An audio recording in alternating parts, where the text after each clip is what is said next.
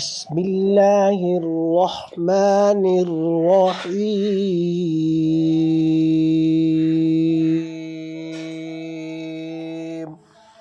دوستو، آج جو میں آپ سے بات شیئر کرنا چاہ رہا ہوں، آپ سے جو میں آج مختصر وقت کے اندر کچھ معروض پیش کرنے جا رہا ہوں، تو بہت دلچسپ بات ہے، بہت ہی دلچسپ بات ہے۔ یاد رکھیں، اللہ پاک نے اپنے مقرب بندوں کو بہت کچھ عطا کیا ہے، اور یہ دعویٰ کرنا کہ بندے تو کوئی شے نہیں ہے، بزرگوں کے متعلق کہنا کہ کوئی وہ شے نہیں ہے۔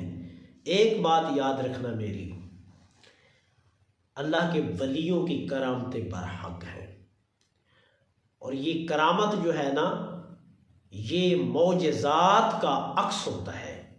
انبیاء علیہ السلام سے معجزات جو سرزد ہوتے ہیں، ان کا یہ کرامتیں جو اللہ کے ولیوں سے سرزد ہوتی ہیں، ان کا عکس ہوتا ہے۔ اس وجہ سے یہ اللہ کے ولیوں کی کرامتوں کا انکار کرنا، اب یوں سمجھ لیں کہ انبیاء علیہ السلام کے معجزات سے منہ پھیر رہے ہیں، ٹھیک ہے؟ اس وجہ سے کبھی بھی کرامات کا انکار نہ کریں، یہ کرامتیں برحق ہیں۔ اللہ نے اپنے ولیوں کو طاقت دی ہے، ان کی دعاؤں میں اتنا اثر رکھا ہے کہ وہ آپ نے نہیں سنا کہ اللہ کے ولیوں میں نگاہوں میں وہ تاثیر دیکھی، بدلتی ہزاروں کی تقدیر دیکھی۔ نگاہ ولی میں وہ تاثیر دیکھی، بدلتی ہوئی ہزاروں کی تقدیر دیکھی۔ رملہ کے مقام پر ایک خاتون رہتی تھی، آمنہ نامی خاتون تھی، بہت اللہ کی کامل ولیہ تھی، عابدہ تھی، زاہدہ تھی، مستجاب الدعوات تھی۔ اللہ کی بارگاہ میں جو وہ دعا مانگتی تھی، اللہ رب العزت اس کی دعا کو رد نہیں کرتا تھا، اس کی دعا قبول ہوتی تھی۔ لوگوں کا اس بات پہ یقین تھا، اعتماد تھا کہ یہ اللہ کی کامل ولیہ جس کے لیے ہاتھ اٹھا دے، اللہ رب العزت اس کی دعا کو، اس کی درخواست کو رد نہیں کرتا۔ تو میرے عزیزان گرامی، میرے دوستو، بزرگوں، اس عورت کو خبر ملی کہ حضرت حافی رحمہ اللہ تعالی بیمار ہے۔ تو حضرت حافی رحمہ اللہ تعالی کی عیادت کے لیے وہ عورت، اللہ کی ولیہ کاملہ جو ہے، وہ حضرت حافی رحمہ اللہ تعالی کی عیادت کے لیے حاضر ہوئی۔ تو اس دوران حضرت امام احمد بن حنبل رحمہ اللہ تعالی، جو حضرت غوث اعظم رضی اللہ تعالی عنہ جن کی تقلید کرتے ہیں، غوث اعظم رضی اللہ تعالیٰ عنہ جن کے پیروکار ہیں، وہ امام احمد بن حنبل رحمہ اللہ تعالی بھی موقع پر موجود تھے۔ تو آپ نے حضرت حافی رحمہ اللہ تعالیٰ سے پوچھا، یہ خاتون کون ہے؟ یہ عورت کون ہے؟ تو حضرت حافی رحمہ اللہ تعالیٰ نے ارشاد فرمایا کہ یہ رملہ میں رہتی ہے، اور اس کا نام آمنہ ہے، اور یہ اللہ کی کامل ولیہ ہے، عابدہ ہے، زاہدہ ہے، اور نیکوکار ہے، اور جو دعا مانگتی ہے، اللہ اس کی دعا کو رد نہیں کرتا، اللہ اس کی دعا کو قبول کرتا ہے۔ تو عزیزان گرامی، میرے دوستو، امام احمد بن حنبل رحمۃ اللہ تعالی نے ارشاد فرمایا کہ اسے ذرا کہہ دو کہ ہمارے لیے بھی دعا کر دے، ہمارے لیے بھی ہاتھ اٹھا دے۔ تو اس خاتون نے اللہ کی بارگاہ میں ہاتھ اٹھائے اور یوں عرض کرنے لگی، اے باری تعالیٰ، ان دو بندوں کو، حافی اور حضرت امام احمد بن حنبل رحمہ اللہ تعالی، ان دونوں کو جہنم کی آگ سے آزاد کر دے، دوزخ سے آزاد کر دے۔ تو جب یہ دعا مانگی، چہرے پر ہاتھ پھیرے اور چلی گئی۔ امام احمد بن حنبل رحمہ اللہ تعالی فرماتے ہیں، جب میں رات کو سویا تو میں نے خواب میں دیکھا، میں نے نیند میں دیکھا کہ ایک غیب سے آواز آئی اور ایک کاغذ کا ٹکڑا مجھے نظر آیا، اس پر لکھا ہوا تھا اے احمد بن حنبل رحمہ اللہ تعالی، بسم اللہ الرحمن الرحیم، اس پر لکھا بسم اللہ الرحمن الرحیم، اے احمد بن حنبل رحمہ اللہ تعالی، ہم نے تجھے بھی بخش دیا اور حضرت حافی رحمہ اللہ تعالی متعلق فرمایا کہ انہیں بھی ہم نے بخش دیا، تم دونوں کو بخش دیا۔ اس اللہ کے ولیہ نے جو دعا کی ہے اس کی دعا کے صدقے ہم نے تمہیں دوزخ کی آگ سے آزاد کر دیا۔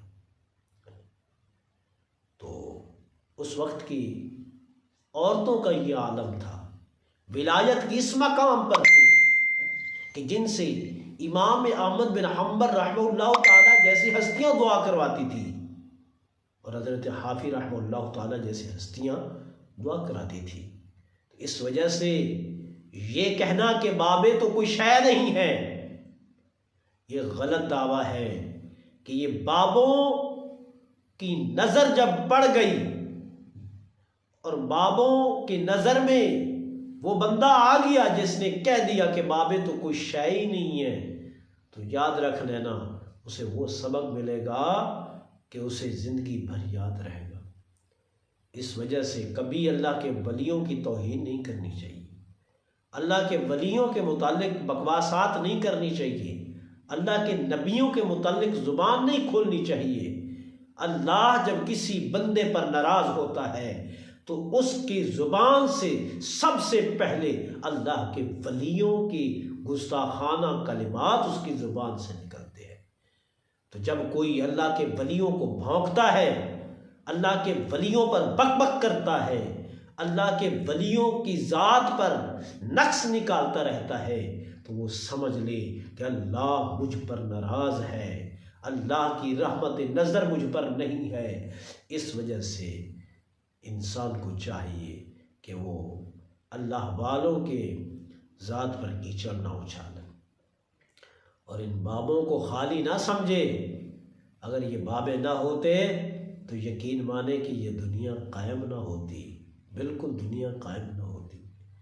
ارے یہ کرامات ان کا کام نہیں ہے بابوں کا کہ وہ ہمیں کرامات دکھائیں، وہ تو اللہ کی عبادت کرتے کرتے اس دنیا میں چلے گئے، رات دن عبادتوں میں مستغرق رہے، انہیں کرامتیں دکھانے کا شوق نہیں ہے۔ کوئی کہے کہ جناب ایسا کر دیں، ایسا کر دیں، ایسا کر دیں۔ استقامت فوق الکرامت، یہ جو استقامت ہوتی ہے نا شریعت پر، جم جانا شریعت پر، شریعت کے مطابق عمل کرتے رہنا، یہ جو ہوتی ہے نا یہ کرامت سے کئی درجے بڑھ کر ہے۔ اس وجہ سے اللہ والوں سے پنگا نہ لو، اللہ والوں سے پنگا نہ لو، اس لیے کہ اللہ والوں سے پنگا لینا خدا سے جنگ کرنا ہے۔ اس لیے کہ اللہ رب العزت نے آقا علیہ الصلوۃ والسلام کی مبارک زبان پر صادر فرمایا ہے کہ جس نے میرے اللہ، حدیث قدسی ہے، اللہ فرماتا ہے کہ جس نے میرے ولی کے ساتھ جنگ کی اس نے میرے ساتھ اعلان جنگ کی۔ من عاد لی ولیًا فقد اذنت له حربا، اللہ نے فرمایا، حدیث قدسی ہے کہ من عاد لی ولیًا، جس نے میرے ولی کے ساتھ دشمنی کی، اللہ فرماتا ہے میں اس سے اعلان جنگ کرتا ہوں۔ من عاد لی ولیًا کا لفظ فرمایا ہے، من عاد لی نبیًا کا نہیں فرمایا، تاکہ نبوت تو اس سے کئی درجے بڑھ کر ہے، کئی گنا نبوت بڑھ کر ہے ولایت سے۔ تو اللہ نے فرمایا من عاد لی ولیًا، جس نے میرے ولی کے ساتھ عداوت رکھی، من عاد لی ولیًا، دشمنی رکھی، اس سے میں اعلان جنگ کرتا ہوں۔ اگر کوئی اس کی نبی سے دشمنی رکھے گا تو اس سے تو بدرجہ اولا اس کی جنگ کا اعلان ہے۔ اس وجہ سے اللہ کے ولیوں کے بارے میں یہ نہیں کہنا چاہیے کہ بابے تو کوئی شے ہی نہیں ہے، بابے تو کوئی شے نہیں ہے، بابے تو کوئی شے نہیں ہے۔ اللہ کے بندے، ان کی نگاہوں میں اللہ نے بڑی طاقت رکھی ہے، اس وجہ سے ایسی بکواسات سے باز آنا چاہیے۔ اللہ رب العزت ہمیں ولیوں کا ادب